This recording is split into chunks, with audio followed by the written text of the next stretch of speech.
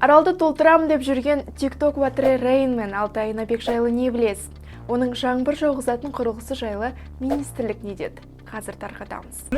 Жаңбыр адам Рейн мен дейді. Алтай Айнабек Фейсбукте өзінің Шымкенттен екен және Абу-Дабиде тұратынын жазған. Алтай Айнабек өзінің климаттық технологиялар саласындағы халықаралық эксперт деп таныстырып жүр.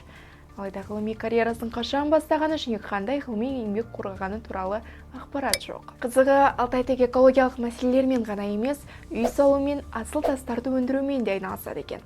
Оның Нұрай Construction Ltd шағын кәсіпорны құрылыс монтаж жұмыстарын жүргізеді және компания 2016 жылдан бері 803 мың теңге салық төлеген. Тағы бір Нұрай Construction кәсіпорны 2015 жылдан бері 608 мың теңге салық төлеген екен. Және оның асыл тастарды өндірумен айналысатын Айнабек А компаниясы бар. Бұл компаниялардың барлығы Шымкент қаласында тіркелген. Ал Central Asian Center of Climate Change Technologies компаниясының бірі Шымкентте, екіншісі Абу-Дабиде тіркелген. Құрғақшылық пен ауаның ластануымен күресу үшін иондану технологиясын қолдана отырып, климатты өзгертумен айналысатын компания 2016 жылдан бері бар болғаны 4242 теңге салық төлеген. Басты сұраққа оралсақ, Алтайдың аралды толтыруға бағытталған жұмысы атмосфераға қаншалықты зиян? Аралды расымен жаңбыр суымен толтыруға бола ма? Қазгидрометтің болжамы қандай? Бұл сұрақтардың жауабын жауапты министрліктен сұрап көрдік. Экология және табиғи ресурстар министрлігі Алтай Айнабектің жұмысына баға беру құзыретіне кірмейтінін айтты. Ал аралды жауын-шашынмен толтыру мүмкін бе деген сұрағымызға өңірдегі жылдық жауын-шашын мөлшері 100-130 мм шамасында болса, жылдық буланушылық мөлшері одан ондаған есе жоғары.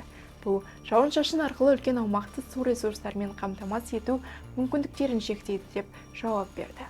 Алтай құрылғысын қосқанда шынында жауын көп жауды ғой дерсіз. Ал Қазгидромет арал маңында жауын-шашынның табиғи синоптикалық жағдайлармен байланысты болғанын және алдын ала болжанғанын айтты.